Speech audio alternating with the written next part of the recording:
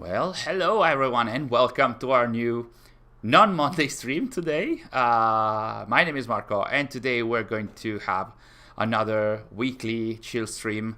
Not on Monday this time, we had some issues. But we're going to play Assassin's Creed Unity. We're gonna continue where we left off, more or less, last Monday. We're gonna try and assassinate Duchess now, and in the meantime, let's just have a chat. Let's see how the week is going, how everything is going. I'm checking if, as usual, if everything is working properly. Seems so. In the meantime, Sary is already walking in Paris's roads with the McFarlane outfit. Okay, I think it's working. Yeah, okay. Okay. Hello, Death Soul Bad Guy. Wow, what a nickname. Very threatening. Hello, welcome to the stream. Like I said, we're gonna just go through the first missions of Assassin's Creed Unity. This is Arno's first black box assassination. Dylan, welcome to the stream. Oh wow. We got Dylan and he's saying, why are you playing this bad game? Because it aged well. It aged well. Otherwise, we can switch to Dawn of Ragnarok if you will. If you like it best. I mean, I'm sure. No, I mean, we played Valhalla and Dawn of Ragnarok pretty much in the last few weeks. All of the last few weeks, so we need to shift to some more assassin-y stuff, like destroying the property of bypassers. Dylan is saying hi, Sary. Hi. So we're doing the Notre Dame assassination mission. If I can manage. And by saying we're doing the Notre Dame assassination mission, we're just pretty much walking by, studying the surrounding like a proper assassin, right? I'm sorry you had to experience that. There are some nice elements to Dawn of Ragnarok as well. There's like the gameplay is pretty okay, in my opinion. Story, well, a lot of vague stuff. Some interesting stuff to work, like if you can make sense of the ending. Honestly, not a huge fan of having to dig to make sense of the story. It's fun to dig to find additional meaning, but if you cannot understand what is happening unless you dig documents and stuff, then probably there's some issues with the story. I didn't mind the story, I just didn't care. Well, I guess that's also like the effect that a lot of Valhalla, but also this mythological layer can have sometimes on hardcore fans. So yeah, like for me, the first impact here was like with Dawn of Ragnarok, especially with the ending. The abrupt ending was not really amazing. They have no Isu / modern day equivalent. Yeah. A lot of this stuff is vague, and there's no anchor points or parallels with the Isu story, though not a lot of them, apart from the tower from Assassin's Creed 3.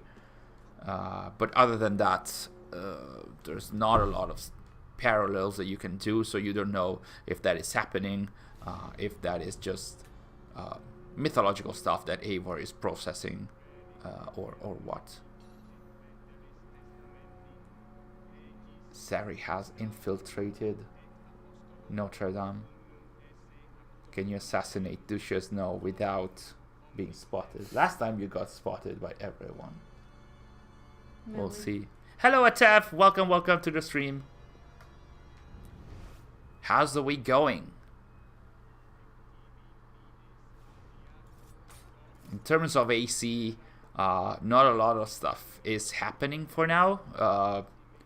There was like a huge announcement of the second part of the collaboration between Assassin's Creed and Fortnite today, but in terms of Valhalla, not a lot of stuff is happening, and it's been 4 months since the last free support for Valhalla, which is not a good look for year 2. Of course, there's been Dawn of Ragnarok, but that's a paid expansion. So I'm not sure. That's not really a good look on AC. On the, you can hide in the crowds. Come on, Sary. Yes. No. Come on. It's almost.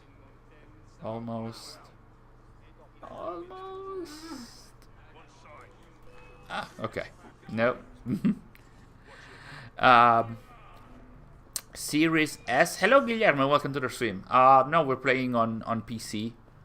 Not sure if we're playing on Ultra, because this is one of my old saves when I tried and play around with, let's say, non-official photo mode in Unity. So I'm not sure that the settings are like super ultra high. I got AC3 Remaster last week. That's something that we could play in the coming weeks. Yeah, would love that. Would love that. You love that. Like, did you enjoy AC3? No. No. No. I would love to see the intro. Like to replay the intro in AC3 Remaster. That would be cool. Is Valhalla over? Technically, it shouldn't be.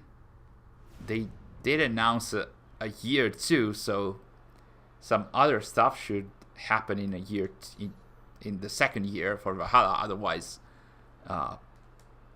this wouldn't be any different from the support that Origins and Odyssey received, which pretty much was a year plus a few months. And in year 2, we had, apart from the crossover, which was already year 2, we didn't have any patch, any bug fix. We didn't have any new additional free content. No, the intro of AC3 hasn't aged well at all. Why, Dylan? Are you talking in terms of graphics, or like, you mean the visuals, like the stuff that you can see on the wall at the entrance of the temple? Or for 3 months, online co-op mode on Xbox has not worked. Ubisoft keeps telling us it is investigating and to be patient. I would imagine you're talking about Unity. Well, I commend your patience. The thing is, Unity is an 8 years old game, so I wouldn't expect them to have a lot of people on this kind of issue.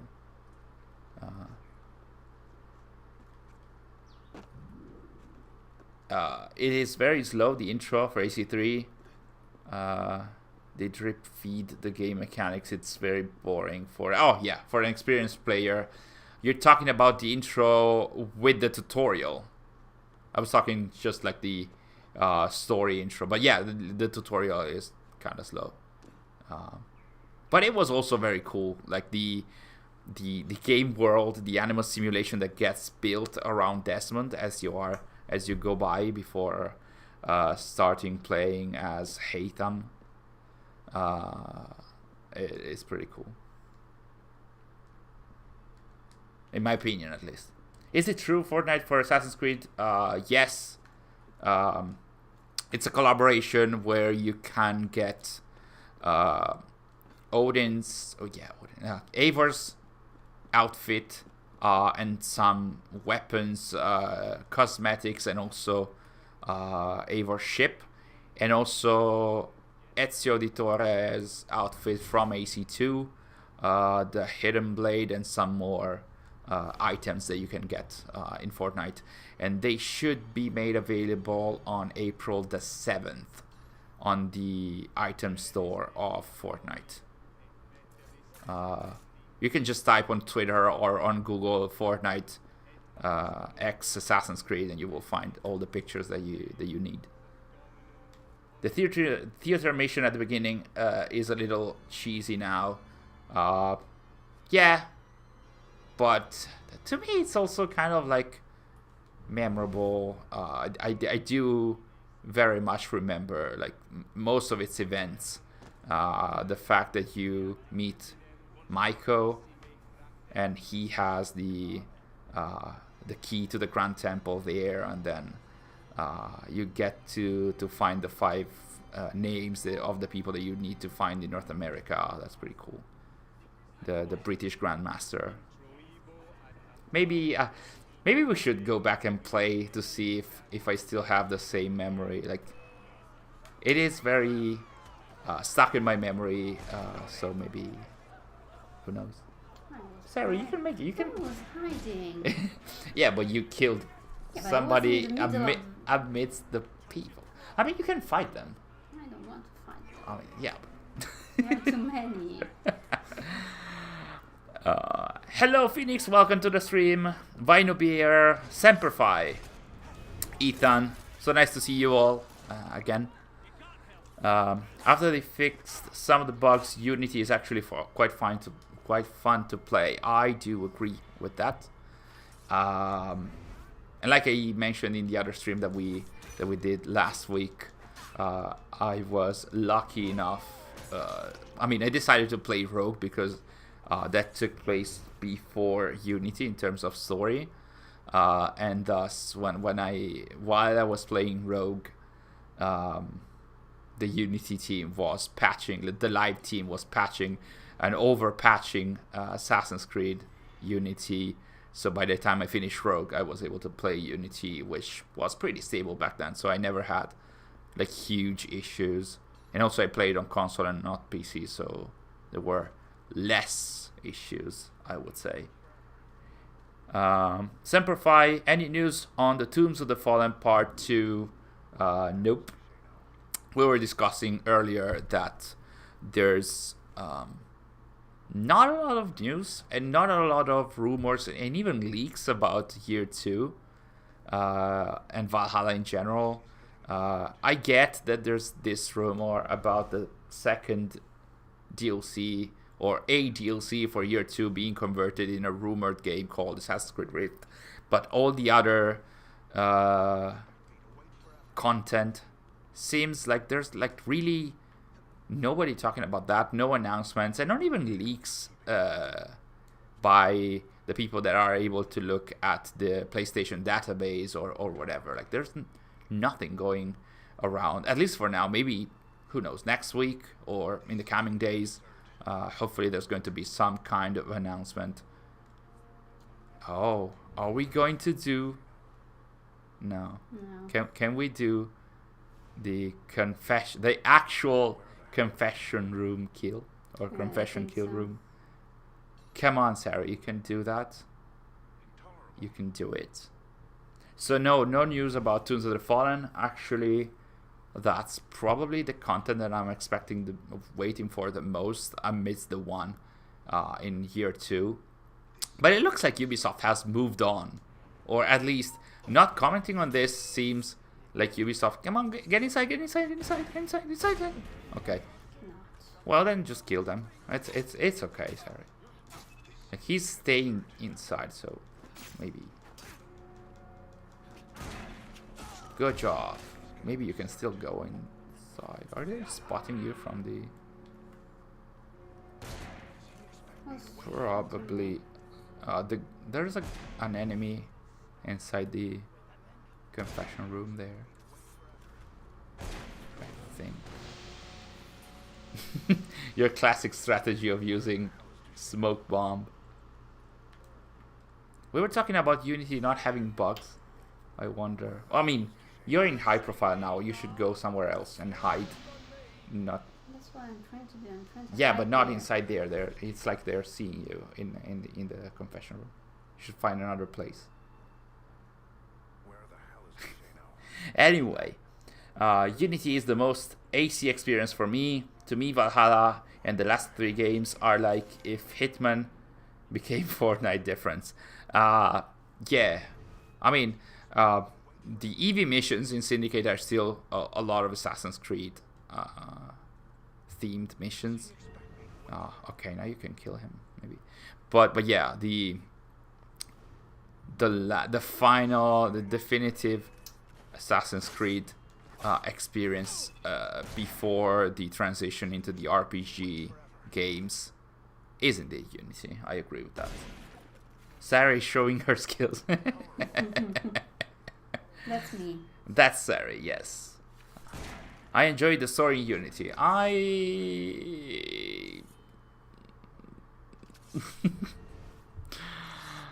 It was a story.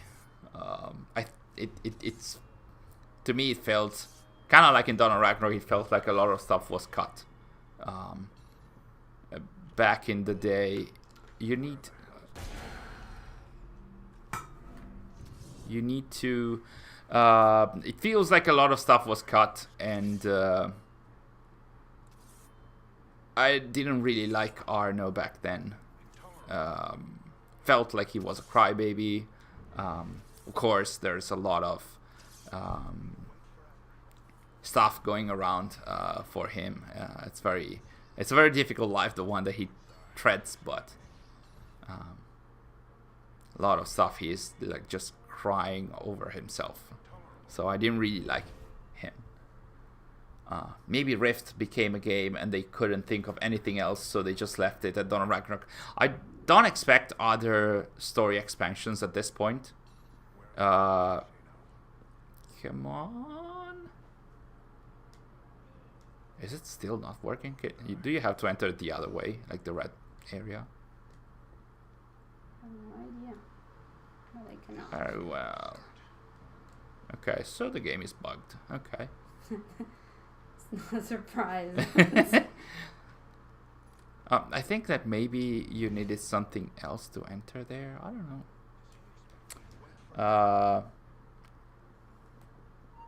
I thought someone found a few zones in the game files. Yes, a few areas like Muspelheim, but they had been found a few months ago, I think, not recently. So I think those were in the plans, and then everything changed. Oh, there we go. Let's just go with Dush's no. Try not to die, Sary, please. Okay. So yeah, I don't expect them to make more DLCs for Valhalla. Depending on when they are going to actually try and release this rumored Assassin's Creed Rift game. They fixed the game! Hello Mario, welcome to the stream.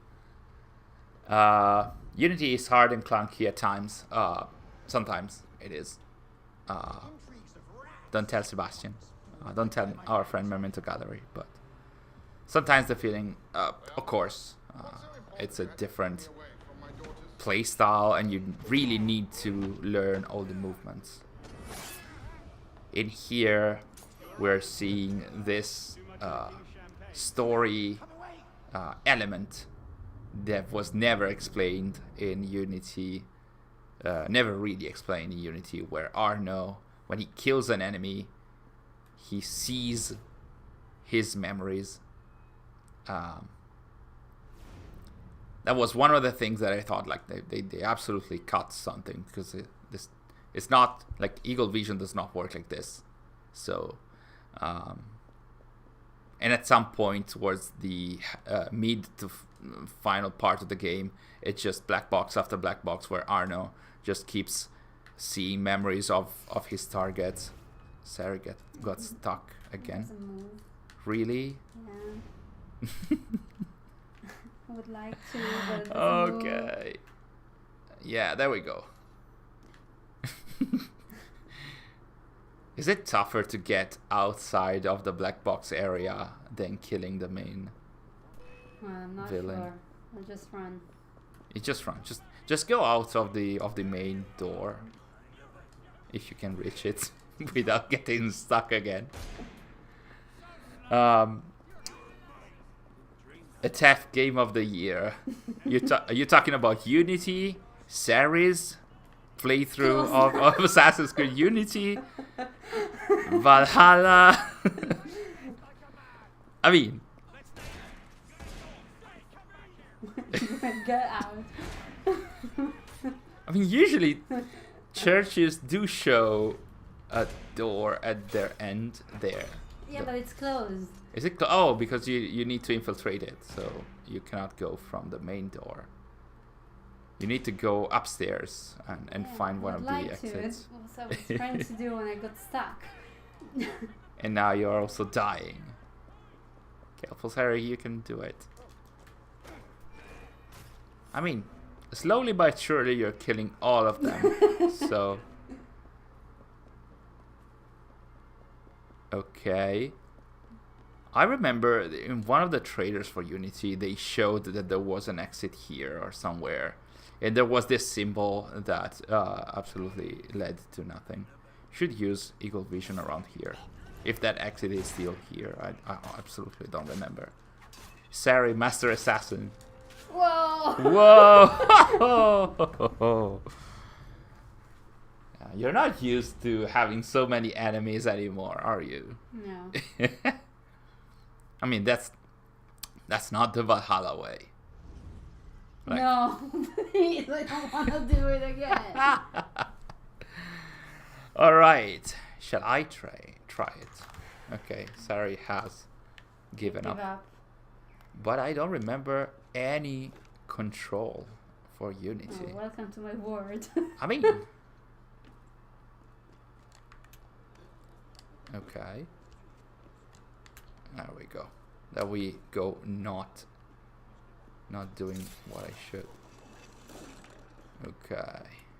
So, Oh, the entrance is very far from here. is it very far from here? Yeah. No, please. You. Come on, go up. Oh no, you can do it. No, you have to. Do you have Go to go around. outside? Yeah. Can we from here? No. Come on, I can take you there. Ah, how kind of you. Goodbye, Arno. How is it? Oh, hello, Tailgate. Welcome to the stream. How is everyone doing? I'm dying. Sarah is not able to complete the Dushas No mission here.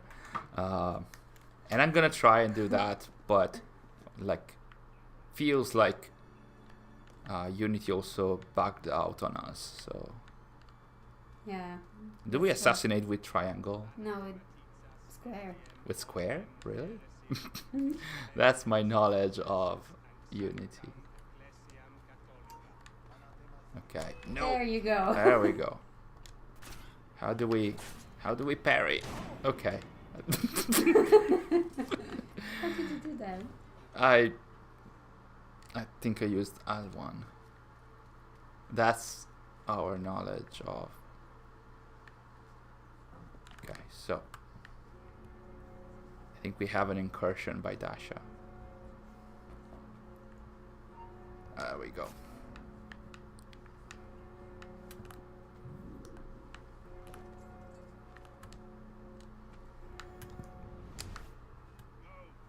Where is our guy? There. Is it with square? Yeah. Hello, Dada. Hello. Yeah, you could go. Yeah, but I was. But Dasha is more important. Hello, hello. Yeah. Not here. Who saw me?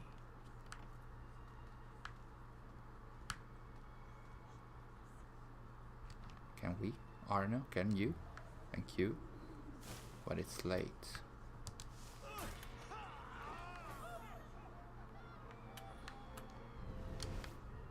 Oh, that's he's there. Okay, let's see if we can manage.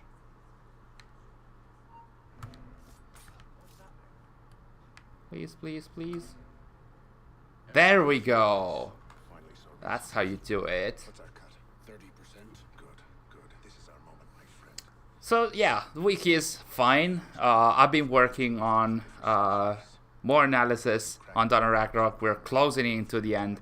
I was hoping to have another, just one more episode. Actually, there's going to be 2 because the final episode was almost amounting to, well, almost 30 minutes. So we're gonna divide that in 2 chunks. Hello, James. Welcome to the stream. Did you see, James? We were able to do the confession special kill. The confession room. What's the name? And then we have to get out of Notre Dame. And again, Sary is saying, please, you do that. So yeah. So yes, we are seeing when Elise's father gets killed. And that's where Arno was then found guilty when he wasn't.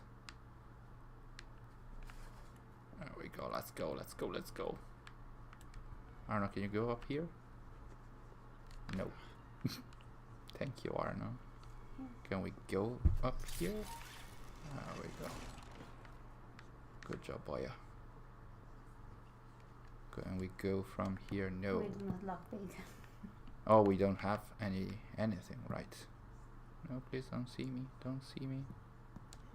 There we go. Okay, so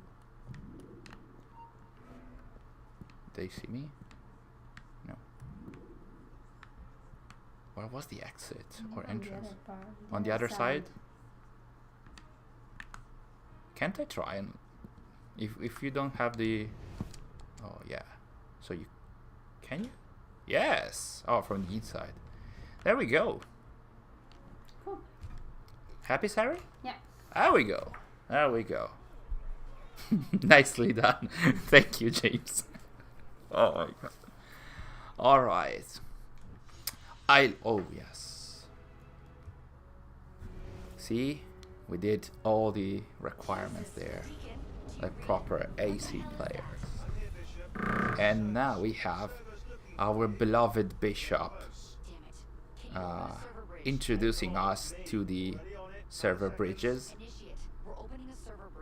These were the exotic missions that led Arno to, well, not Arno, but the initiate to different areas and simulations, while still using Arno's avatar, which didn't feel amazing, but yes. Pretty much this was very similar to the idea of the scheduled for deletion thing from Revelations, where basically the Templars, like at the moment the initiate working for the assassins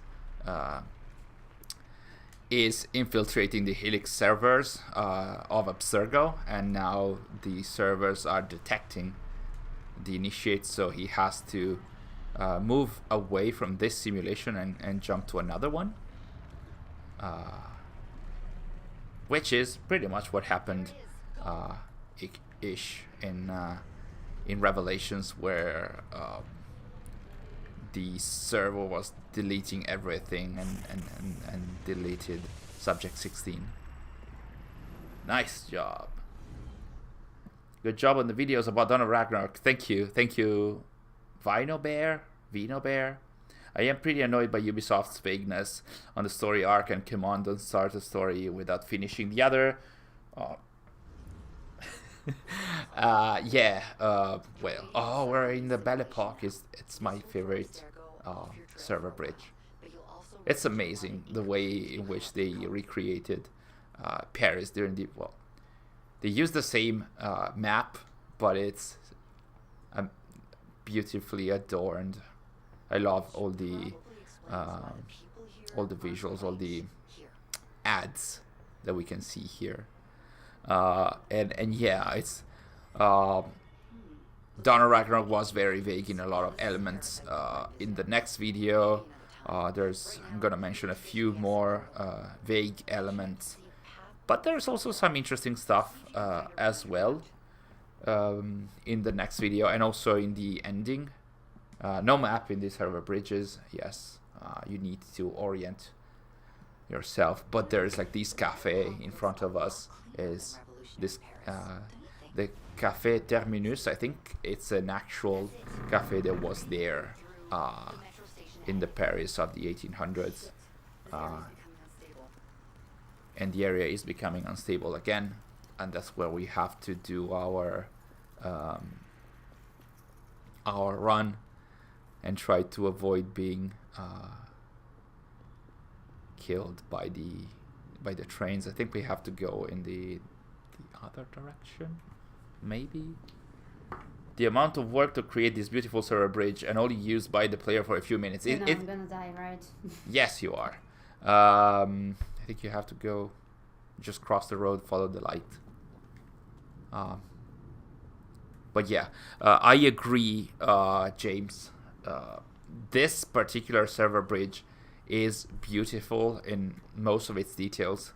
I would have liked to see more of it, probably. Again, this feel like they wanted to do more with the server bridges, and then they expanded that concept in Syndicate, where they had actual story in the exotic area. You were worried that the train would have hit you, right? Yes, you say yes. But yeah, I would have loved to see some kind of story here, especially in the Belle Epoque area.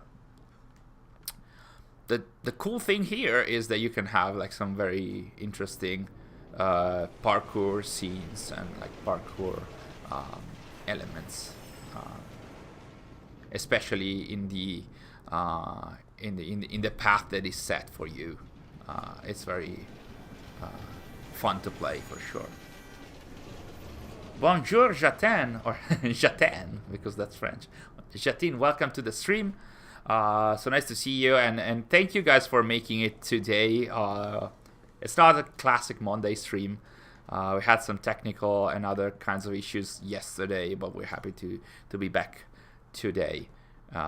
So it's nice to see that you guys still made the time to join us. Maybe the server bridges will return in Unity. I would say that in Infinity, sorry. I would say that Infinity as a concept does not even require the server bridges. Like, if the concept is really you can access different types of story, different types of worlds. Some are tiny, some might be huge open worlds. From a specific interface, you don't even need server bridges. You can just access different stories. In itself, it's pretty cool. I'm just worried about the execution as usual, but that's the life of a hardcore fan, right? You always get worried about the execution. I almost forgot about this one, but I have channel notifications, so thank you, Tef. Thank you for subscribing and getting the notifications. That's very kind of you. We're almost about to get to the end. I think it was here that there was the Statue of Liberty, or was it another? It was here. We're going to get to the top of the Statue of Liberty. Yes, there we go. Because it was built here. Lady Liberty. While the other server bridges were medieval Paris and World War II Paris under the Nazi occupation. Yes, this is the statue. The feeling is amazing. Like the visuals of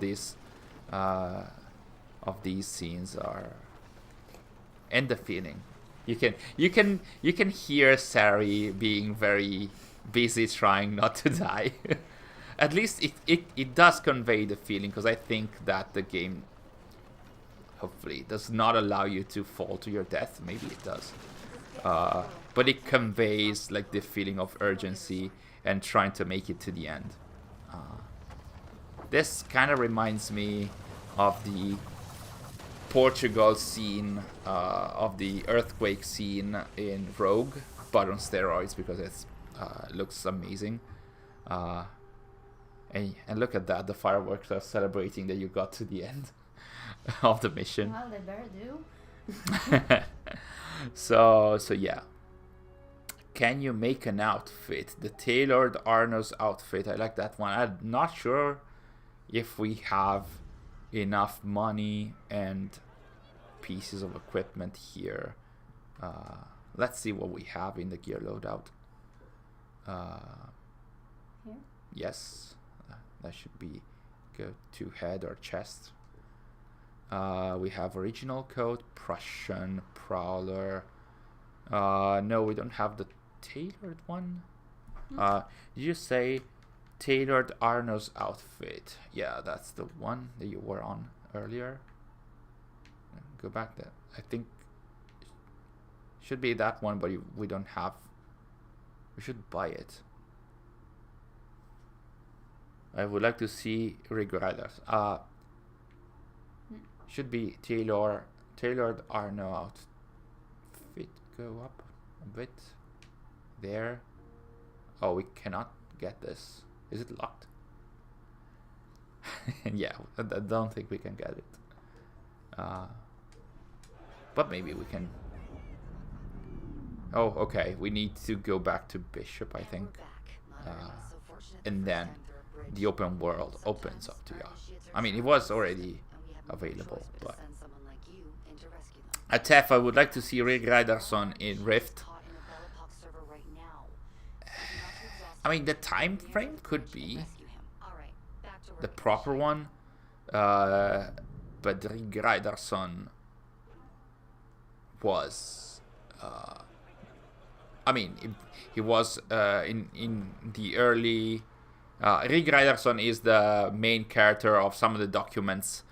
He was a sage for Heimdall, and he's the protagonist of some of the documents in Valhalla. And he's a Norseman that travels all the way to England. I think it was Northumbria or somewhere like that. And basically has to deal with the visions of Heimdall and everything that deals with Heimdall, as in the Isu Heimdall. If we're playing as Basim in his early years, he was not in England. So I don't think we can see Rig Riderson in Rift. We could see something about him in Infinity, maybe, if they want to pick up his story. But I think they would like to explore some bigger stories rather than that. A lot of people don't like game being set in Europe most of the time. I personally quite enjoy it. How about you, Marco? I like games set in Europe. I'm biased because I live in Europe, but also I do like the architectures and like the idea of playing in like huge, dense and super high vertical cities. But that can also be done in other areas of the world and in other time periods. So I do understand also the people that are saying, hey, we've had a lot of Europe, a lot of England, I would say.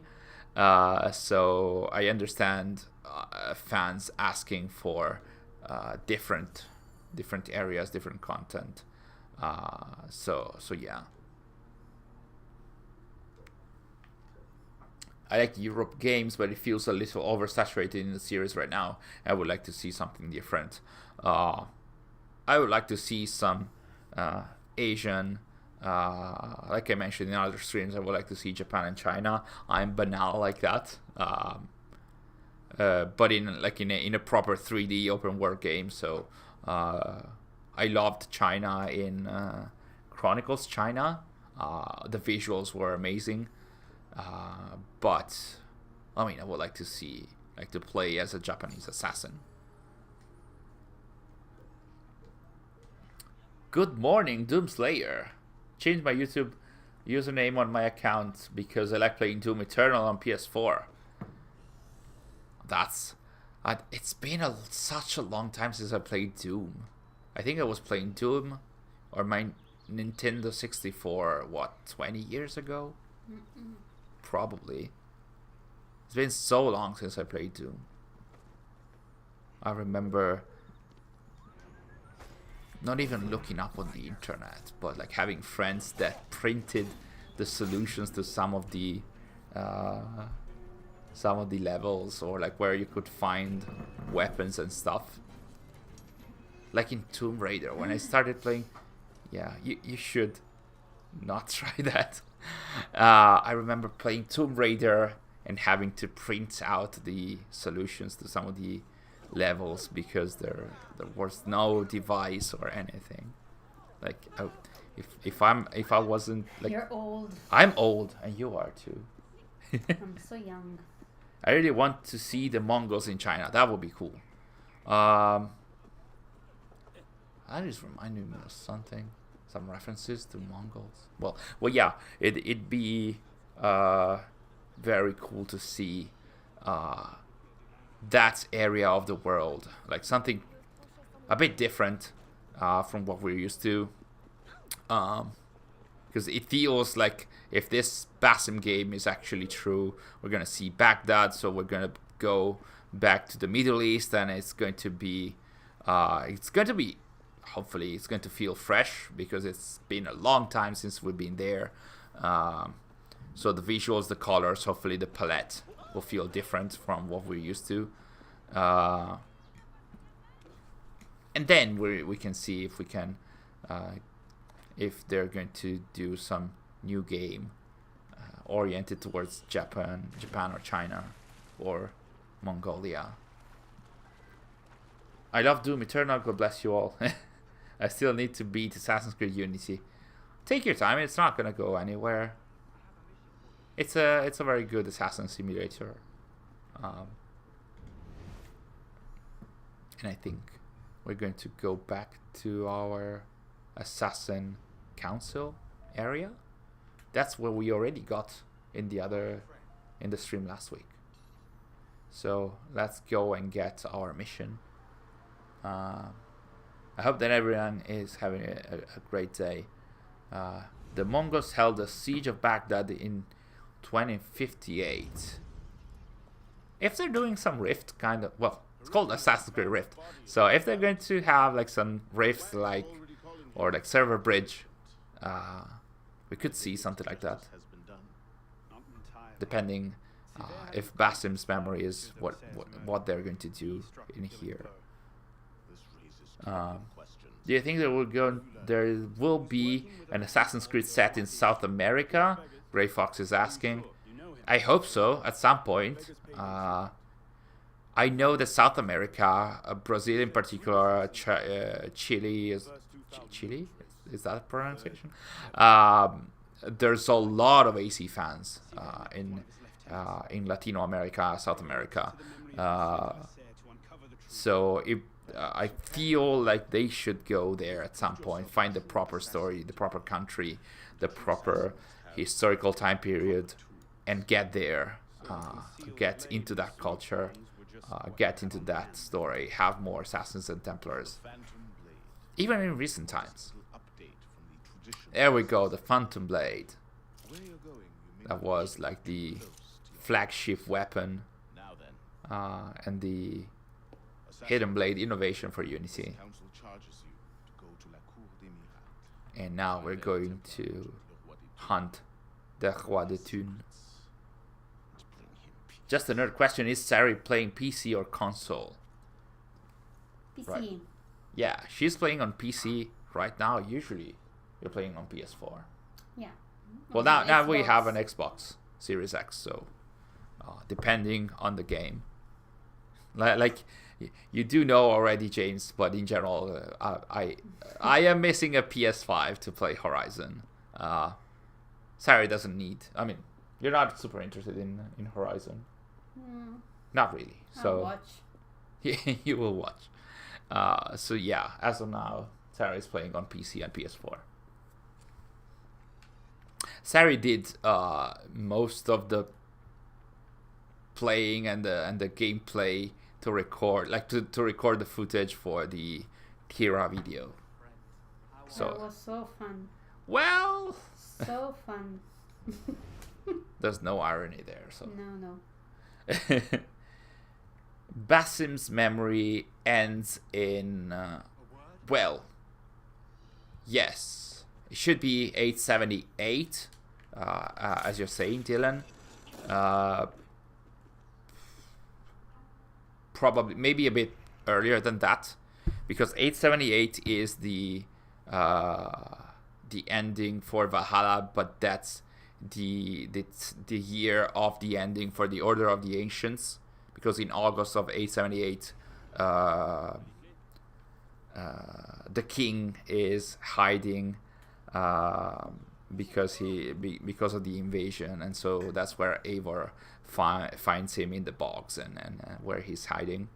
And also 878 is the year of the Battle of Chippenham, that is the ending of the final arc that happens after the ending of the game.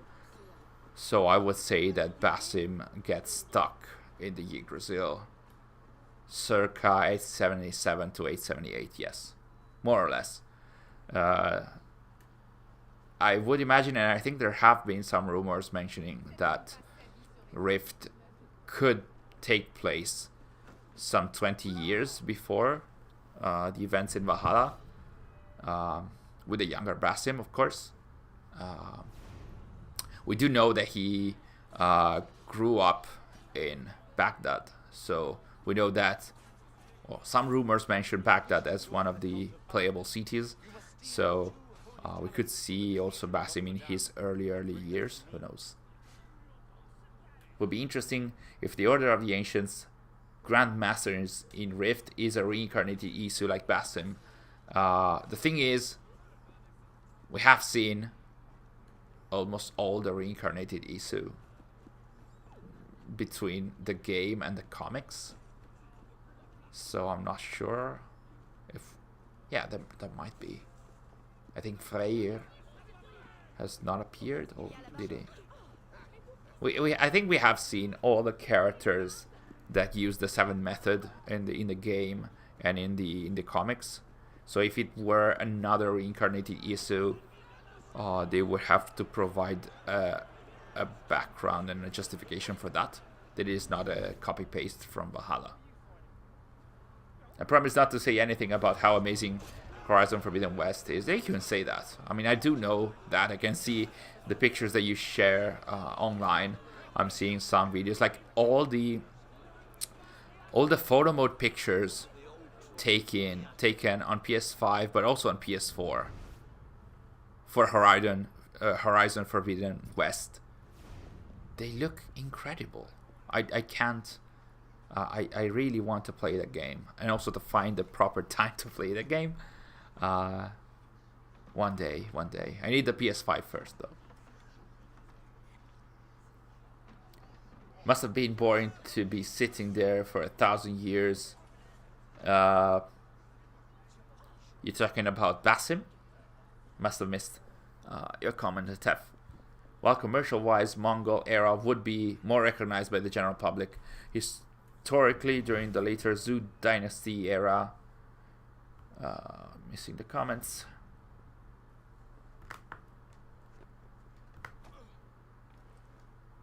Oof. Okay, I can't see the comments. Oh, okay. During the later Zhou dynasty era, there were organized assassins here and there. Can be interesting. I really like that the comics, some of the comics, Assassin's Creed Dynasty, but also there's going to be some books in the future. They're going to explore. Are you back in Yeah, I have to in steal Notre stuff. Dame, getting stuck? No, they said I have to steal stuff Yeah, there. yeah. It's like a chalice. Yeah. You probably have to go up and then drop behind the guards. But like you get all the Notre Dame missions, so you can get stuck. Yeah. On the walls. I like to get Sure. stuck. Like I was saying, I do enjoy seeing at least the manhwas, the Assassin's Creed Dynasty manhwa, that takes place in Tang Dynasty China. That's amazing. That has like proper assassin-y visuals in a Chinese historical setting. That's amazing. I suggest you reading it if you can, in French or English. It's available already. Like, I really suggest you try it if you have some time, some spare time, and if you like reading manga, of course, because it's like obviously black and white, but the art style is amazing. The characters are pretty good, and we're not used to see the visuals of an assassin anymore, not so frequently at least. So that's a proper fix. I usually don't use photo modes, but Horizon Forbidden West got me to do it. I can't imagine. We usually, when I... Oh, that was good. Come on, Sary. Don't get stuck. Usually when I play an AC game for the first time, at least in the last few years, I take so many pictures that it takes me so much time to finish the game.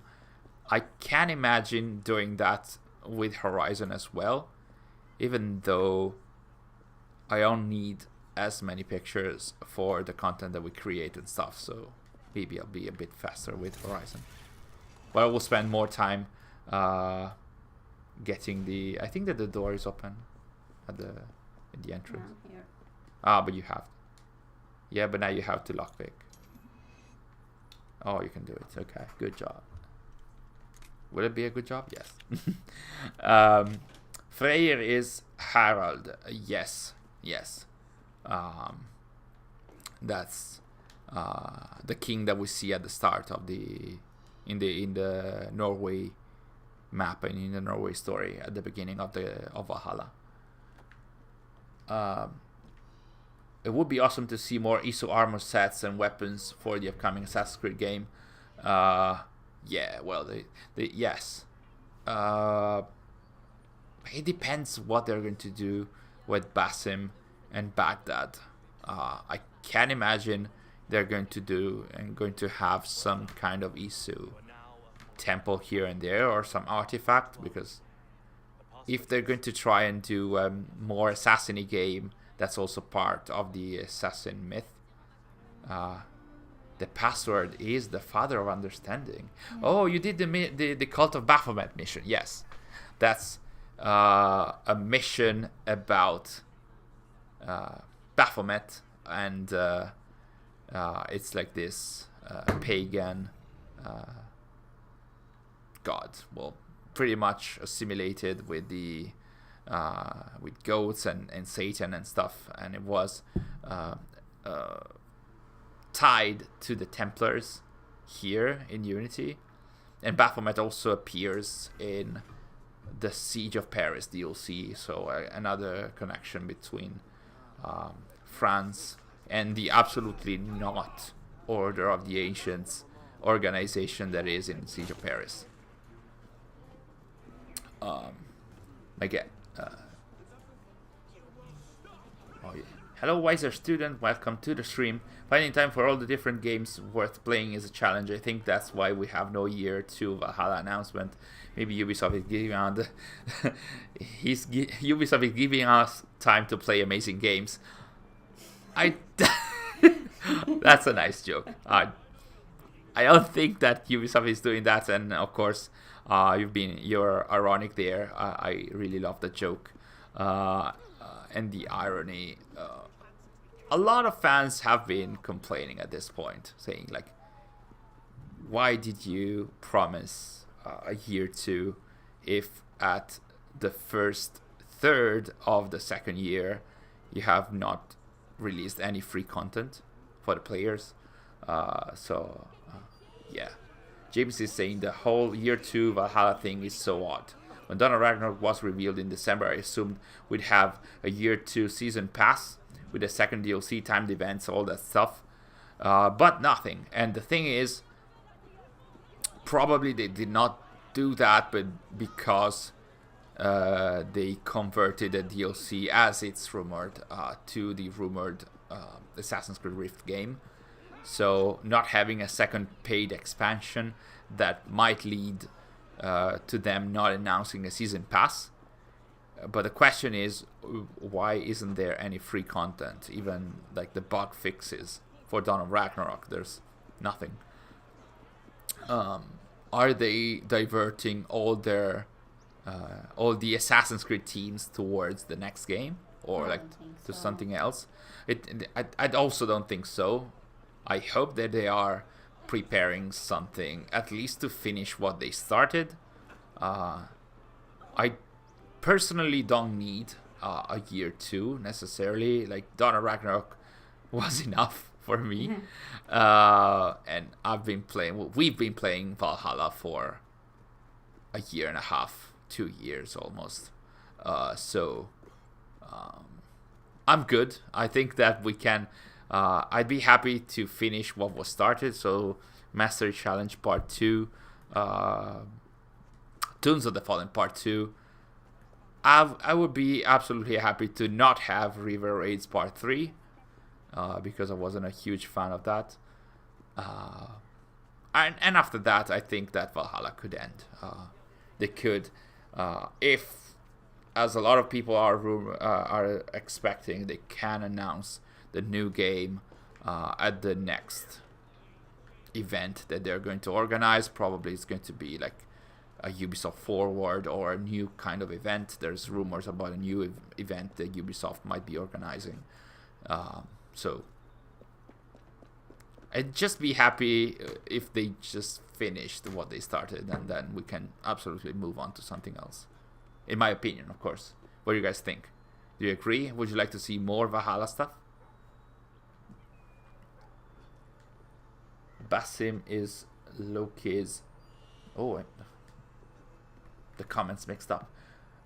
Your top 5 Assassin's Creed games, Grey Fox is asking. Well, that's tough.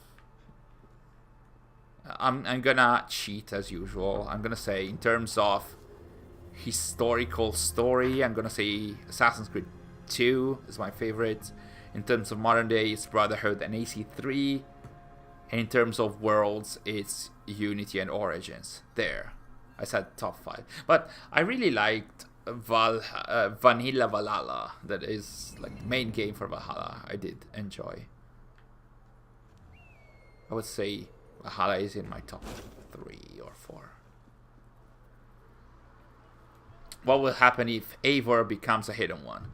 I don't think Eivor will become a hidden one. It will be out of character. It will be out of character, and in the recent podcast by Let's Talk Assassin's Creed with narrative director Darby McDevitt, he also doubled down on that. I mean, he didn't say she will never become an assassin, but he very much explained why she hasn't become an assassin up until now. So I don't see that happening. At the end, I would, the other thing that I would like to see in year 2 is an explanation and a mission, at least, that shows why she went back to Vinland, because the game world is already there. So fans have been asking about this, because it was an intentional teaser left in the main game, and it's been almost 2 years, so I would hope to see that as well. Phase Phantom, hi, I started the game 1 hour ago. How do I get suits? I think you're talking about Unity. You need to go to... you can either buy them in the gear loadout section, or you have to go to a vendor, I think. Yeah. Like most of the PC games. There are the shops, the ones shown by this F symbol, which is actually the symbol of the livre. Was it the livre? Basically, that's the currency in Paris right here, in this historical time. So yeah, there you can find all the items. In there is one of Nostradamus' enigmas. But be careful, Sary. Will they spot you? Yes. Will they spot you? Yes. That's the answer. Speaking of other games, I have been playing Batman Arkham Knight. Sary played. You played Arkham Knight. Yeah. I really liked watching Sary playing Yeah, Arkham Knight. It was... they spotted you, did they? No. Maybe you just need to wait for him to turn around and then you can interact. Go Sary. There should be an interact button, or you can use Eagle Vision. I'm using his Eagle Vision. Okay. And then they spotted you when you got out of the... honestly don't remember. Because that's a Nostradamus Enigma. That's a tutorial, I think, for that. I will want to see more Valhalla content before they stop supporting the game. Well, hopefully at least they do the part. They, like, Darby teased that there might be something about how and why Eivor goes back to England. We're gonna see if they actually do that. Thank you so much for joining us, James. Enjoy your dinner. And like you said, Forza Ferrari, we're gonna see this weekend if it's going to be a good weekend for Ferrari. James knows that I'm a huge Formula 1 fan, and Sary is as well. But will Sary wake up early to see the Australian Grand Prix? I will. Like, this is, I think, because I introduced Sary to F1 through... Yes, that's happening. Through the Drive to Survive Netflix show, but she has never there was never the need to wake up early to see a race taking place in another, like, such a hugely different time zone. So we'll see if this weekend Sary will wake up early to see the Ferraris competing for the championship. Best AC games, according to Genius, is Sands of Time. Well, Assassin's Creed Origins, Black Flag, Brotherhood. You were a Prince of Persia fan? Sary was also a huge Prince of Persia fan. Now I think that Ubisoft cannot release other games because they have some issue with the license. I'm not sure who owns the license anymore, and that's why. Oh, don't cry. We have Dasha crying. We don't want Dasha crying. The point you're making right now is a big one. There's quite a few loose and left hanging. They created more questions than answer in post-launch. Now they're shifting, and it seems like they're shifting support away. That's the feeling that you get. That I also got in the first 4 months or year two. It's like seeing that they are not, at least as of now. The year is long, absolutely.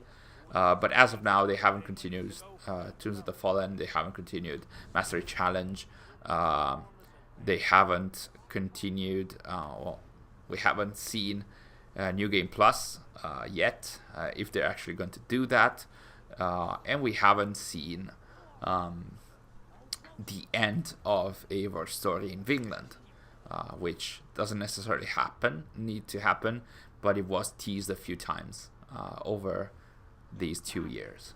So yeah, it's an on and off for me after the last year's disaster.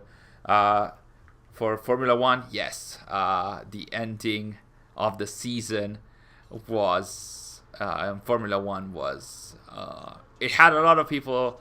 It was controversial, to say the least. So yeah, I think that a lot of the new fans enjoyed that last race debacle in Formula 1. The long-time Formula 1 fans did not like that, though. Words, lady? Please.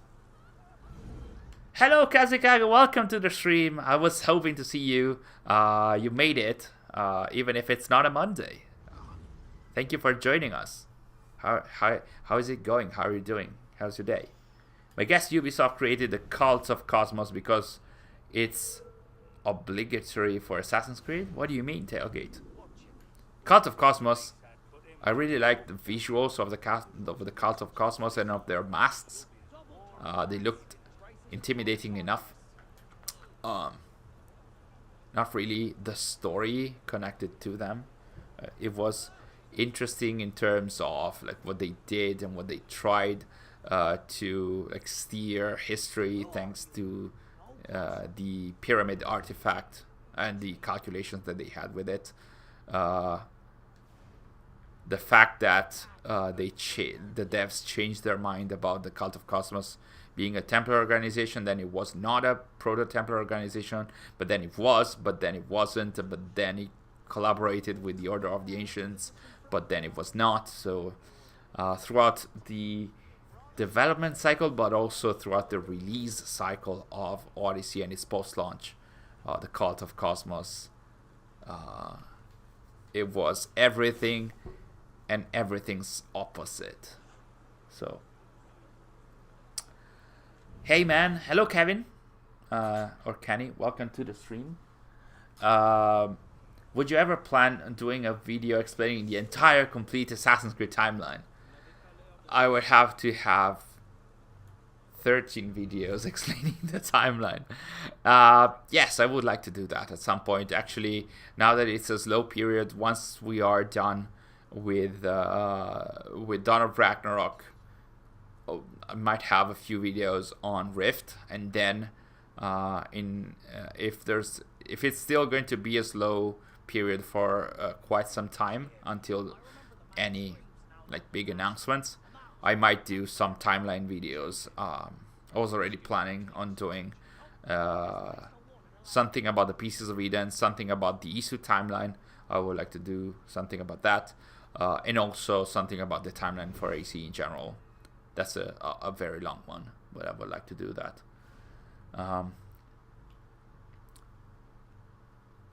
Let me see. Hello, Precise Climber. Welcome to the stream. Nice to see you again. The teaser you posted with Layla saying Dove Sono is a thing anymore, or was? Assassin's Creed Italy never said anything more about that, and I don't think they ever commented on that. So my guess was that it was a strange trailer for the crossover because it was released a few days after the crossover. I don't know why there was a Layla voice in there. I don't know why Randvi was mentioned in there, because Randvi maybe appears for a few seconds in the crossover or nothing at all. Because we see Valka, but I'm not sure if we see Randvi. Maybe at the end. I don't even recall Randvi being connected to the crossover. So yeah, I don't think that they explained a lot about that. I think it's a dead end. Are we going to get more crossover stories? Hotbox asks. Well, thanks for the question. I hope so. We should expect. Yeah, Ubisoft mentioned, the Assassin's Creed social media mentioned that the dev team or dev teams were looking into adding a 60 FPS patch for Origins that they never mentioned again in 4 months. But I mean, these are things that might take time and they're not priorities.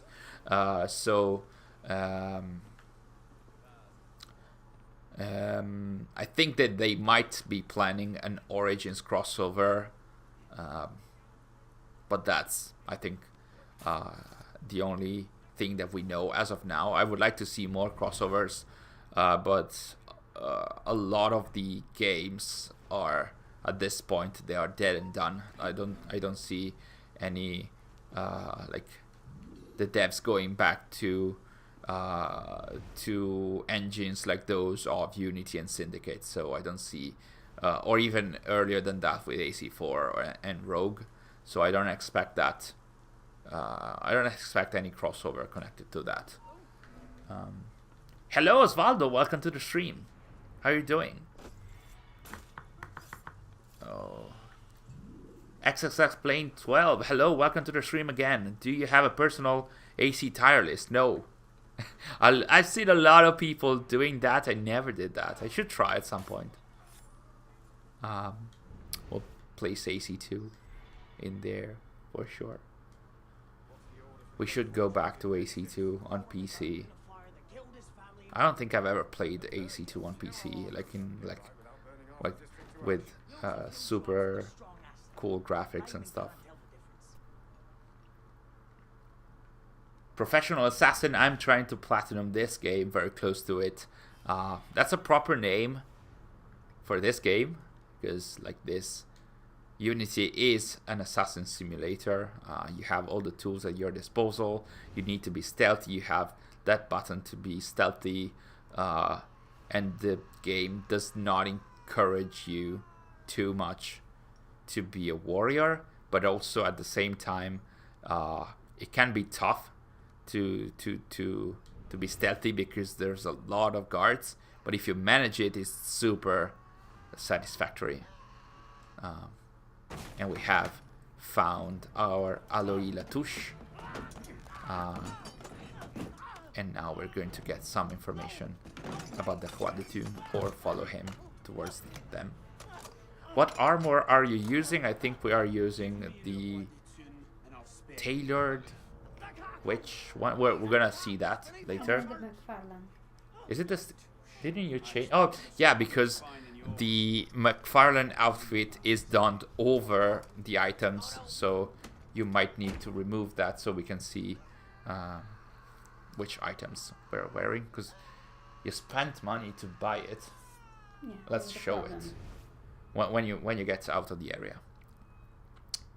I didn't like doing the cultists in Odyssey. It felt tedious, and the ones in the open world didn't have personalities, and confessions weren't even a thing in Odyssey.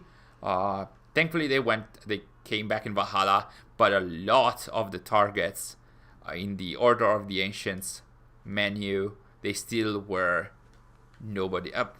Not nobodies, they had a text backstory, but they were just walking around in the world. You just killed them and moved on. At least they had like the kill scene, but that was pretty much it. I hope that at some point they have proper cutscenes for all the targets. Like if you're having 40 targets, of course it's gonna be tough to have confession kill rooms for all of them. Valhalla did have confession kill rooms, at least for some of them. Not only the ones in the story, but you had the zealots as well, and they had their own cutscenes, and also the members of the Order of the Ancients that were part of the Hidden Ones missions. They also had their cutscenes, so at least half of the targets did have their cutscene.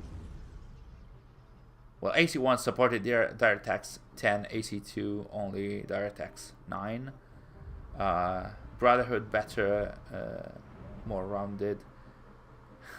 A lot of discussions in the chat. That's pretty cool. And now we are heading into the second black box mission. This is very tough to do stealthily. Sary, you can try. Really? But yeah, it's going to be probably like to get to the end. Like if you really want to get to the Roi de Thune without being spotted even once. Dasha is asking for a lot of attention tonight. It's okay. Would you be opposed to a game that lets you play memories, like Loki in the ISO era without the mythological curtain? Kind of like the Animus glitch, but you actually get to play. Yes, I would like to see that for a few memories. Not an entire game, because probably that removes the halo of mystery surrounding the first civilization, but I would love to play a few memories with some cutscenes as well in the ISO era. That would be pretty cool. I would love to see that. Speaking of AC2, what AC game has the best sound design / album? I mean, I'm a huge fan of Sarah Schachner, but even more of Jesper Kidd. But even more of Lauren Boff. So I would probably say a contest between AC2 and AC3. And also, sound design is not only the soundtrack, of course. Origins did have a very good sound design, both in terms of like how the characters talked. You had options that, like, if you had like specific hoods, like the way in which Bayek spoke was muffled, and also enemies with masks talk like with a muffled accent.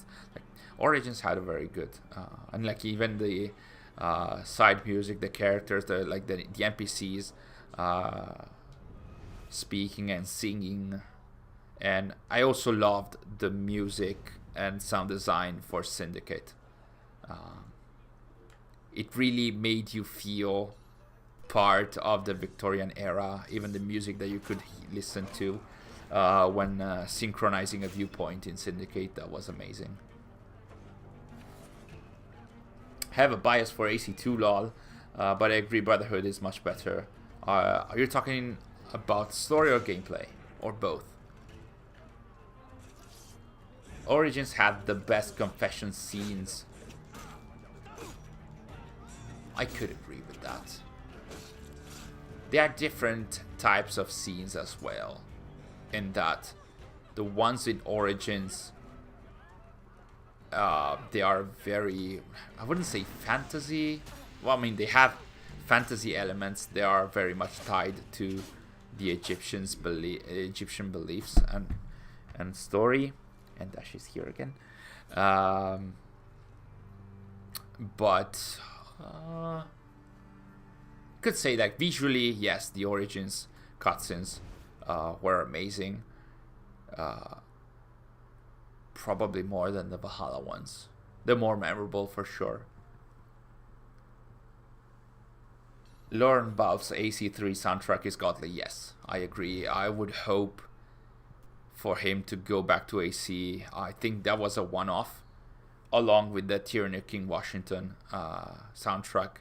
Well, it wasn't a one-off, because like Lauren Balfe also did half of the soundtrack for Revelations, which also was amazing. And he also did Tyranny of King Washington, the Radon Hagedon theme from Tyranny of King Washington is probably one of my top 5 of top 3 tracks of all time in terms of AC soundtrack. You can hear the final boss theme if you get 100% notoriety in AC2. Yeah, I remember that there was a hidden soundtrack, or like some tracks that you couldn't hear them if certain conditions were not applied. I remember something like that. As you mentioned, the precise clamber. Crafting Ranger, welcome to the stream. Hello, Crafty. I'm gonna mention you again in our next videos. Probably the next one. Again, I'm gunning to have the new analysis on Friday. So fingers crossed. It's gonna be a busy week, so I'm not sure.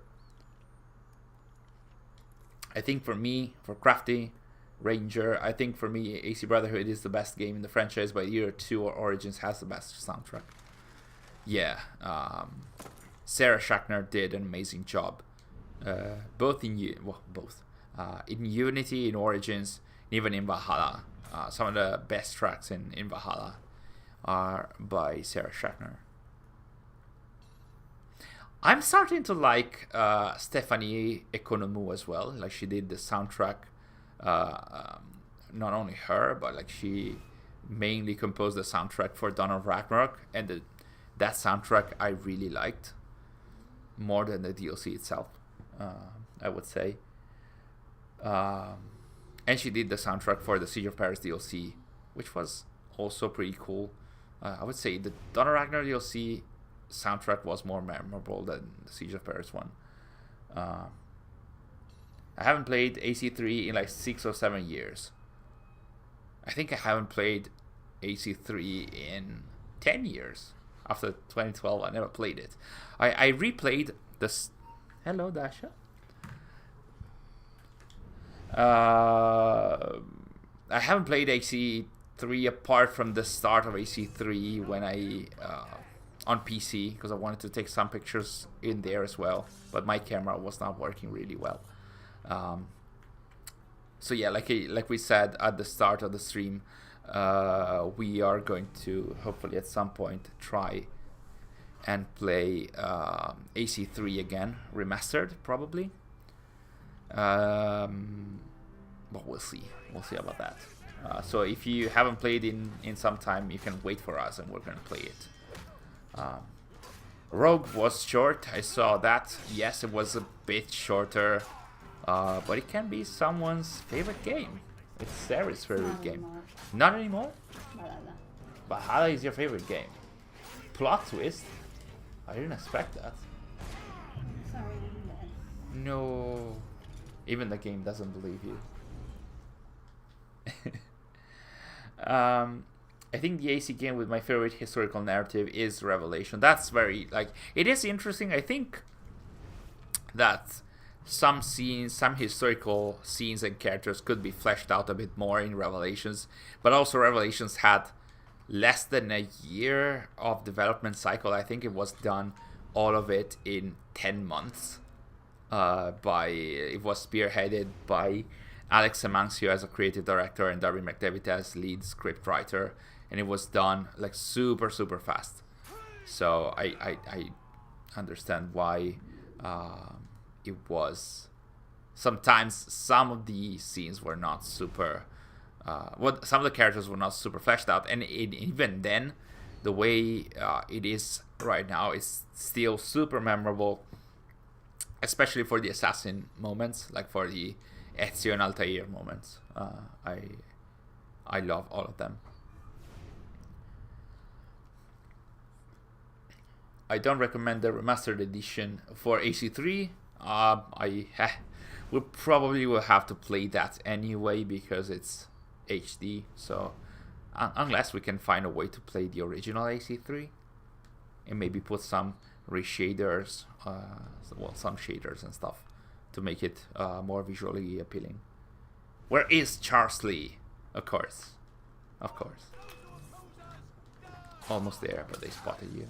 Come on, Sary, you can do it. Give me Lee. The characters, yes. The lighting, no. Oh, you're talking about AC3 Remastered. Yes. It has a very divisive. No, actually, the community has reacted to AC3 Remastered. They didn't really like. So Sary actually left me the pad. She had enough of this. I don't even know what we have to do because I was following the chat. Do we have to just stabby? Is that what we have to do? Hello. So who's there? No. Please don't. Please don't. They spotted me. Please don't. Hopefully it's not seeing me. Ah, okay. There we go. Okay. So once again I botched the proper button. So of course that was me. So let's see if we can find a way.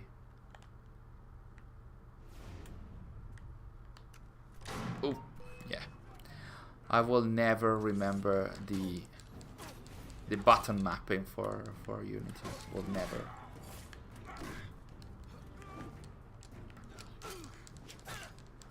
It's been too long, and I'm not used anymore.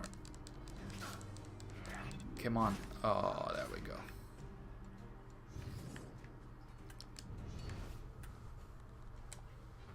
Okay. So, oh no, our chat has been invaded again. The moment I get to play, of course. There we go. Sorry for the mishap. It's always different users. We keep hammering them down and they keep reappearing. Plane 12, yes, I've seen the Rift trailer from Jaraptor. It was super fun. It was a very good idea. Honestly, I wish I came up with that idea. It was ingenious and it was the proper time to do that. Hey Kraton, welcome to the stream. It's going pretty well. It's another slow week, which allows me to have another analysis hopefully ready for Friday, which is not too bad. And then I think we can cover a bit more news or rumors on Rift. So yeah, that's pretty much it. Not much happening. Not only in AC but in general. I'm pondering what kind of game I should start playing because I still cannot put my hands on a PS5. So I'm wondering whether I should start Elden Ring. In these days, I have been reading the thanks to Aconite books, we got some advanced a copy of the Assassin's Creed Sword of the White Horse novel in advance to read. Today it was the release date and we released a review for it, and I am actually reading that book as well, which is pretty interesting. It takes place right after the events in Valhalla, and it has a different main character. It's a lady from Caledonia, that is Scotland, that is sent to Mercia to investigate on the Hidden Ones, and it's pretty cool. There's a lot of Hidden Ones and Order of the Ancient stuff. So I suggest you guys, if you're interested in reading like Transmedia for Assassin's Creed, that's also very interesting, at least up until the point that I've read, which is 1/3 of the book.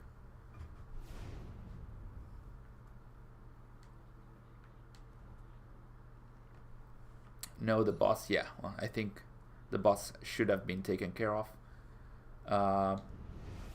It feels like some part of AC3 were remastered better than the others. Yeah, probably. I think AC3 Remastered was one of the first remasters done by, was it Ubisoft Barcelona? I think that remaster was given to Barcelona. It was one of their major projects, or either one of the first projects that they were working on, in terms of AC at least. Reda is just a game feature. Not anymore.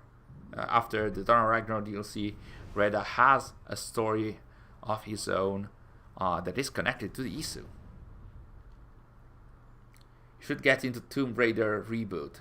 Shadow is amazing. It's been a long time since I played. As I was saying at the start of the stream, been a long time since I played Tomb Raider. I played 1, 2, 3, and 4 in the originals, and I never played the reboots. Always thought that, okay, I will do at some point, but it never came around. Lego Star Wars The Skywalker Saga is a game recommendation for me. I've been recently, because I've never watched them, I've been binge watching the Clone Wars series, because I want to get prepared when the Obi-Wan show gets released in May. So maybe I could play some Star Wars games as well. I mean, I don't want to just dive into Star Wars. I want to vary somehow. The name of the book, Tailgate, is Assassin's Creed Valhalla, Sword of the White Horse. If you look Assassin's Creed Valhalla and write Aconite books, you will find it. Or if you can just go on our social media on Twitter and you will find the review. We posted it today. So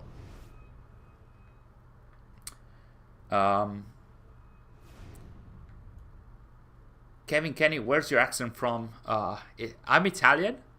My accent is a mixture because of the way I speak. I'm used to hear a lot of friends speaking American English, so I have inflections of those.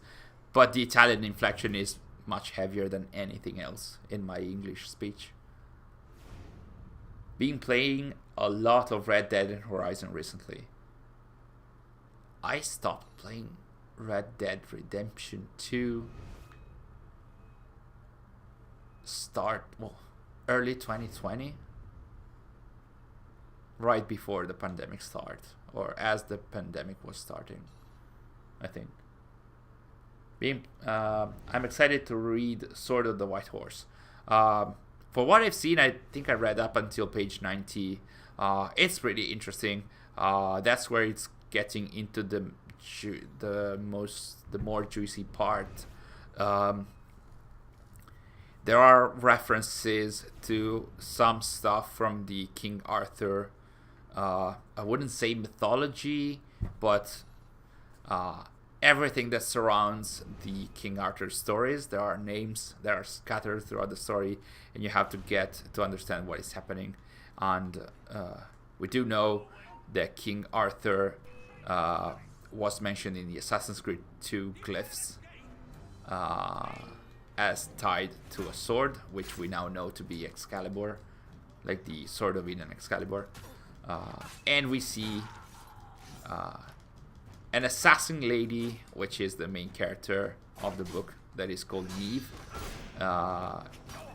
wielding Excalibur.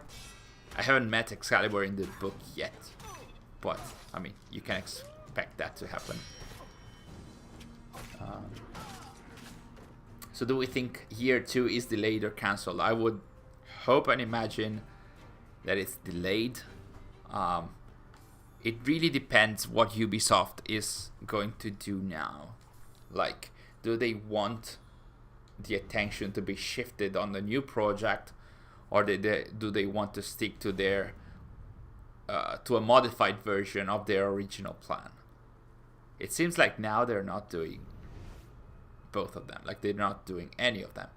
But of course, if they are to announce Rift with very much likely a different name, they might do that around the time that should have been the time for E3, but E3 was cancelled, so Ubisoft is pretty much free to have their summer event at any time. They could even have the announce tied to Summer Game Fest, who knows. But I would expect, like, Ubisoft recently has always announced their major games during Ubisoft Forward, so they will probably do that.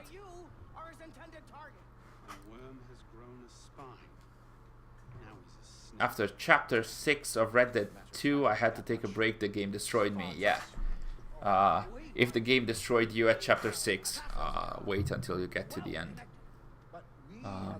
It's one of the most memorable ending of any game that I played. It will stick with you. Absolutely. Star Wars: The Clone Wars 2008 is a great show, especially the final season. I can't wait. I am at season 4, episode 14. I'm missing 1.5 season, I think. There should be 6 seasons. I can't wait to see the finale, because, like, watching the various seasons, it's like an ongoing show. It doesn't have season finales, or they're not super. They're not season finales that create any expectations, or like they do not have cliffhangers. but I can't wait to see the grand finale at the end. Do you recommend any history books? I would recommend... I don't remember the title. I mean, I would recommend most of the books by Glenn Cooper. I think it was called The Library of the Dead. Basically, there was this... it's like a trilogy of books, or 4 books, that I read quite some time ago. Basically, there's this monastery where the monks are writing books, and in these books they are writing the name and date of all the people in history when they're going to die, pretty much. So that's why it's called The Library of the Dead or something like that. And much like in AC, it has a part in the modern day where an FBI agent and a historian are trying to understand what is happening. And there are some historical sequences where in different time periods stuff is happening connected to these books and to these monks, and that was an amazing series of books to read. I really like that. And then there was a book written by an Italian author. It's called La Quarta Cantica. I can write it in the chat. Not sure if they translated. It's called La Quarta Cantica. And basically it's a book where, again, one of those history novels that have a part in the modern day as well, where this historian is looking for the mysterious 4th book of the Divine Comedy by Dante Alighieri. So the Divine Comedy is made up of 3 main books, which are Hell, Purgatory, and Paradise, and Heaven. And basically the MacGuffin of this book is this 4th book that was never revealed, that Dante wrote, and it has revelations and whatnot. I used to watch Clone Wars and also Rebels somewhat when I was younger. Yes, I missed that altogether. And I was suggested by Soroses, who is another member of the team, to watch all of that in preparation for Obi-Wan. And of course it makes sense. And she said, you also have to watch Rebels and then Bad Batch, and you have to watch all of that.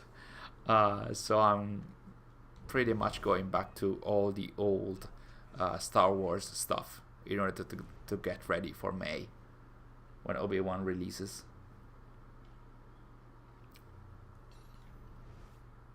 Sary, you're getting close to the quadrature. Was it tough? He's super focused. Will you be able to not be spotted? My favorite AC books have to be all the 3 Last Descendants books, AC Heresy, and I'm just starting to read the comics, starting with Uprising. I would also agree with AC Heresy being the best AC book.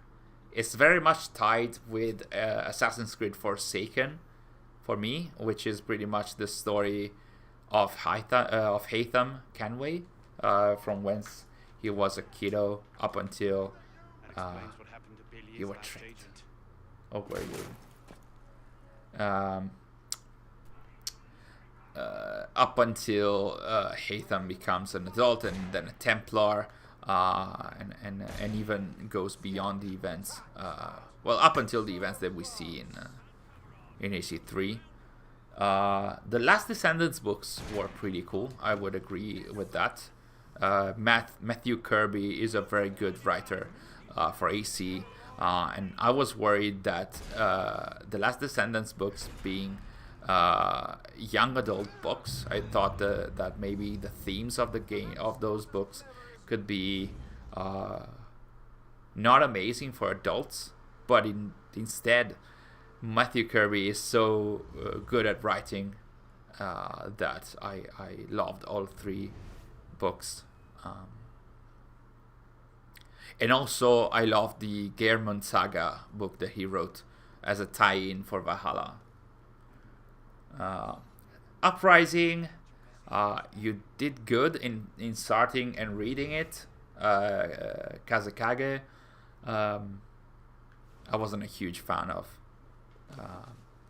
Uprising, not just because the art style is really not my jam. I don't like it, but also because of what Uprising represented. It represented having to complete the story of the Phoenix Project, not in the games, but in an external medium. And the Phoenix Project story had been dragged for 3 games, so seeing it finish in the comics was I really didn't like that. Tef, which comics have you read? Like the American ones, or have you read some of the mangas as well? Although I really didn't like the Joan of Arc plot twist at the end. Yeah, I agree, because the Joan of Arc, the plot twist at the end of Heresy, will not spoil it too much, but that goes against the established history. So not the lore, but actually it goes against history. But it's not the only time that AC goes against history for story reasons. I would have avoided that as well. There's another occasion in the Bloodstone comic, I think it was, the Conspiracies and then Bloodstone comics, where Nikola Tesla does not really die when he historically died, but he keeps living for a few years more, which is not amazing, but at the same time, if it serves the purpose of the story, I mean, this is a different universe, of course. It has it prides itself on being historically accurate most of the times, but sometimes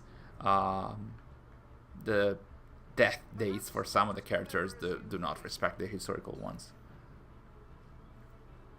I never got into the Filoni Clone Wars / Rebels because I love the Tartakovsky Clone Wars they released in between episode 2 and episode 3. Oh, the theatrical releases? There were more than one? I thought there was only one Clone Wars movie. I didn't like Charlotte as a protagonist, and I really hated the ending. Are we talking about the Assassins comic or the Uprising comic? I honestly was not a huge Charlotte fan, as many other fans were. I really didn't not really didn't like her. She was there. It was okay, and that was it for me. Good job. Unfortunately, I haven't read the mangas yet, but I read the American ones. Okay, so yeah. I loved some of the American ones, namely Assassin's Creed: The Fall, The Chain, and Brahman. Oh, that was good. Good job, Sary.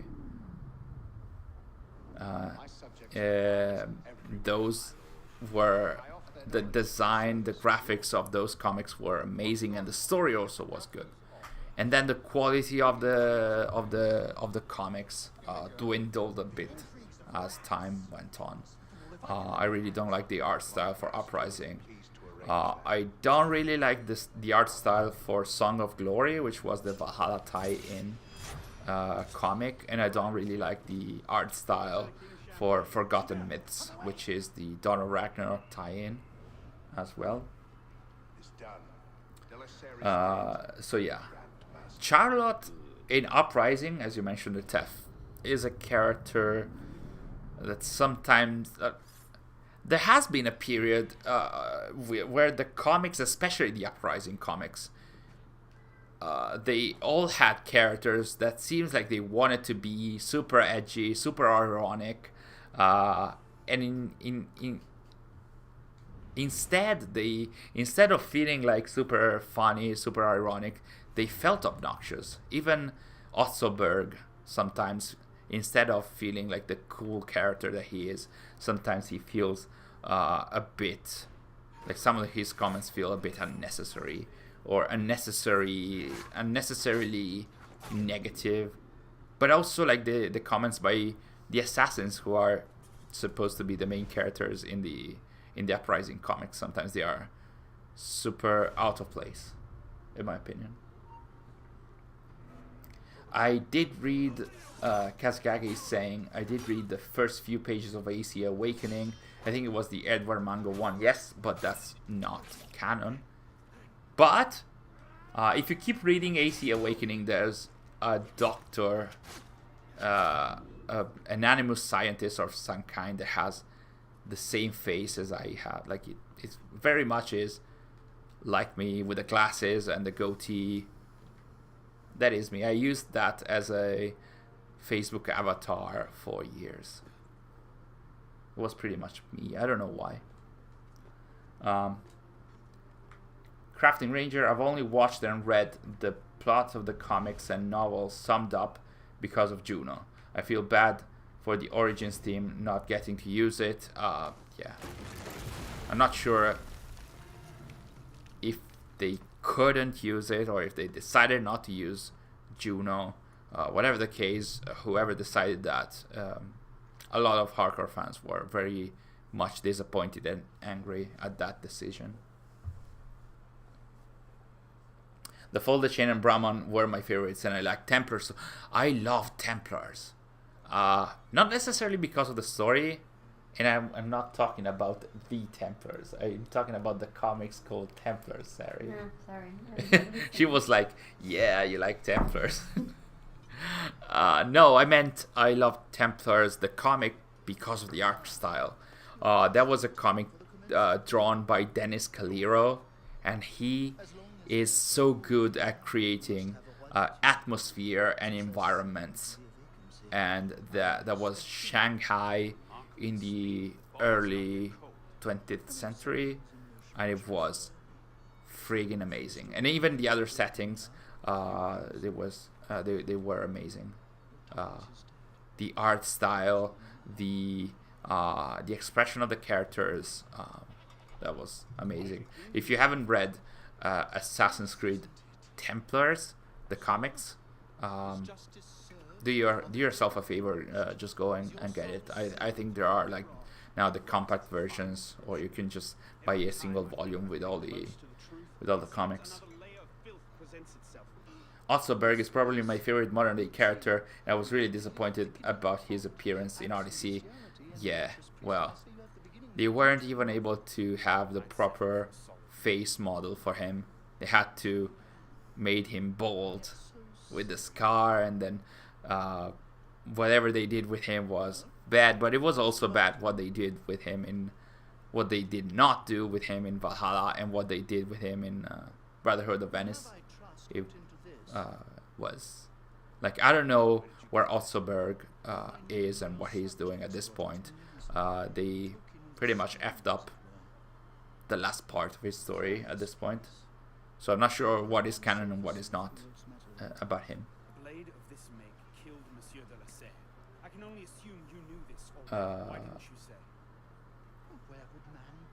AC Odyssey just stomped on Otzoberg's potential. It was such a depressing moment. Yes. Albert Bolden has one of the best Templars outfit. Yes. Albert Bolden is one of the main characters, if I'm not mistaken. Because there were a lot of Bolden characters in Templars. I think it was the main character for the first series of comics of the Templar series. And it was like the noir atmosphere there was reflected also in the outfits of the characters and the main character as well, and it was super cool. Super cool. You could see it from the covers, but like jumping in Templars as a comic was incredible.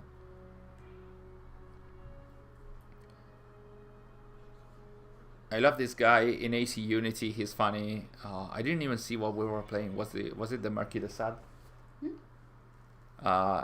we have Kazakaga said, "Oh man, I love this guy in AC Unity." Yeah. Was it the Murky the Sad? Yes.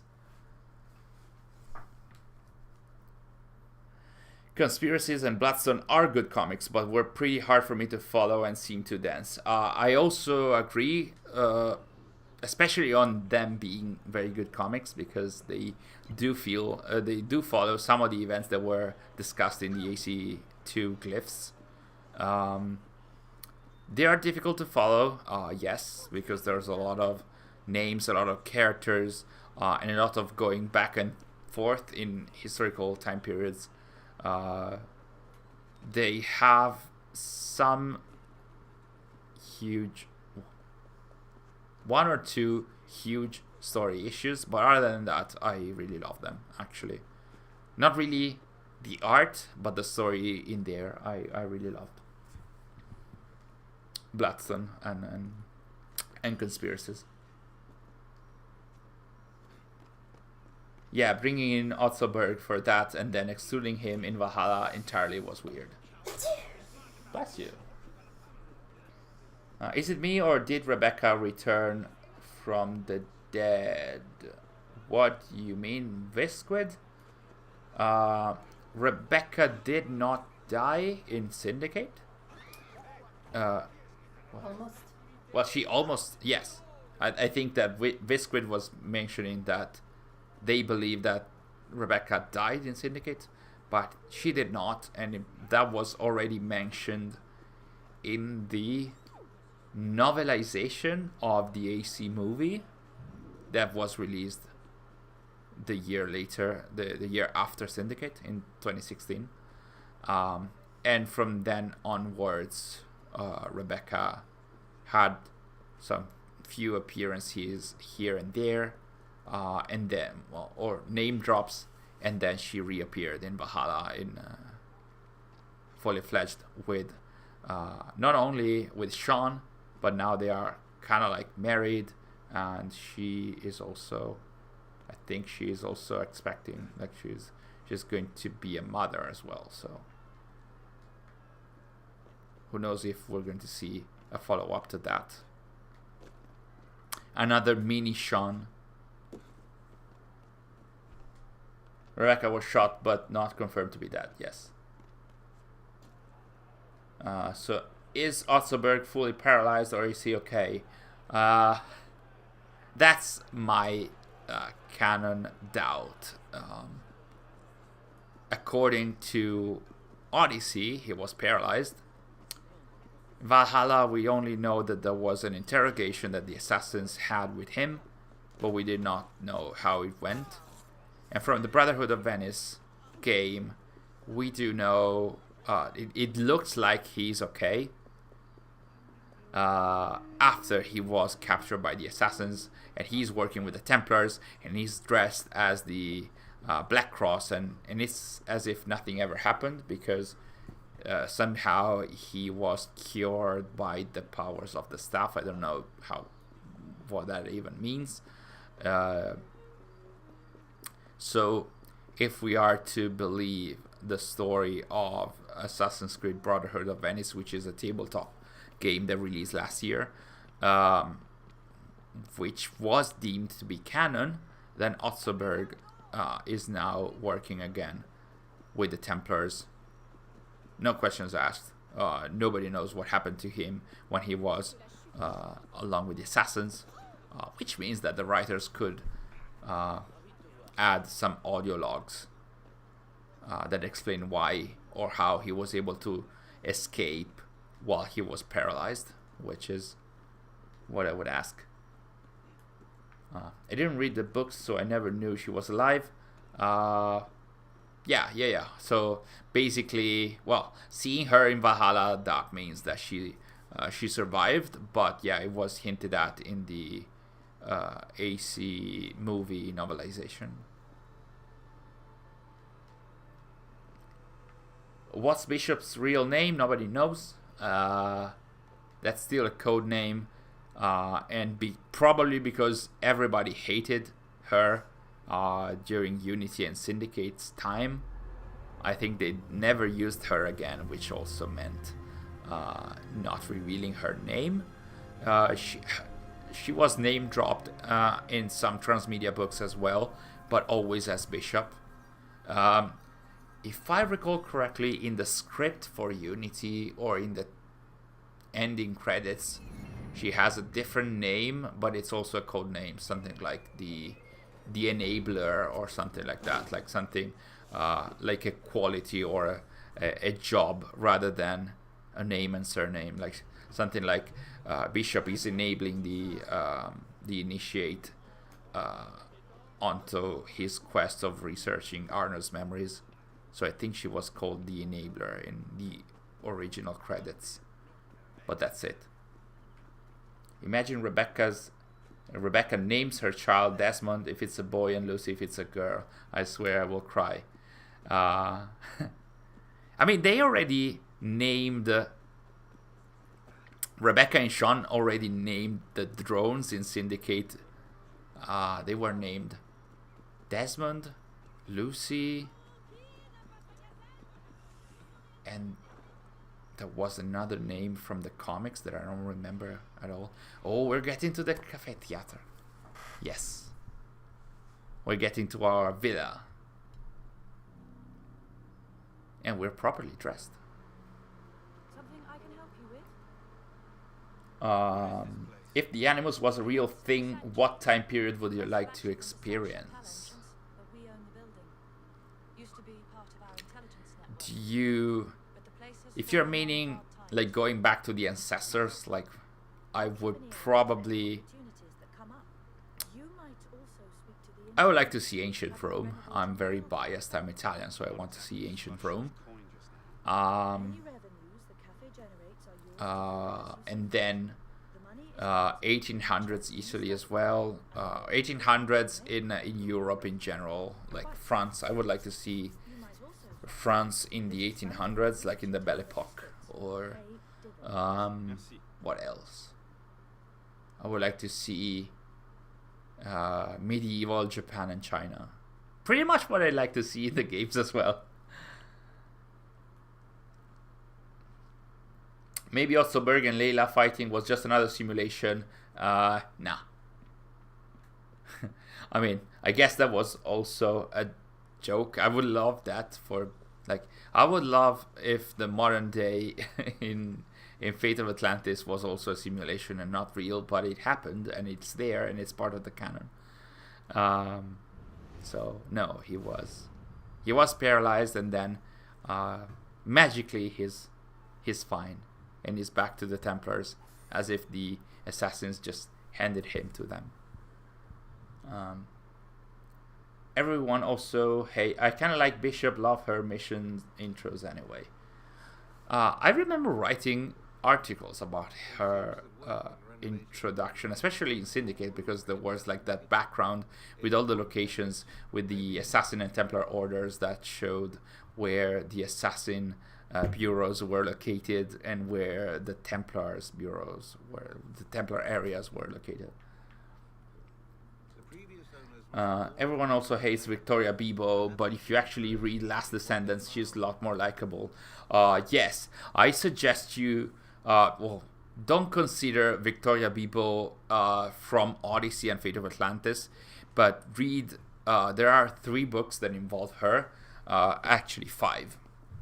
There's the 3 Last Descendants books. Then there's Heresy, where she is a predominant character. And then there is the Abstergo Entertainment Employee Handbook. And that's where Victoria was introduced. Sadly, they kind of butchered the character, not only with Odyssey, but even before in the Transmedia, because in the Abstergo Entertainment Handbook, Victoria is kinda working with the assassins. She's an Abstergo employee, but she kinda sends Arno's memories to Bishop so that Unity can start.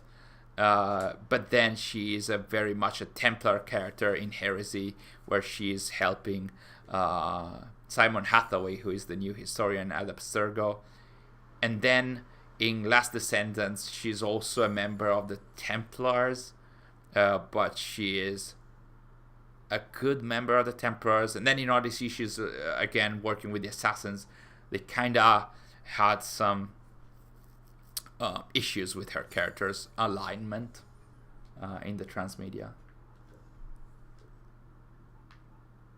What else? So maybe she healed him after the interrogation.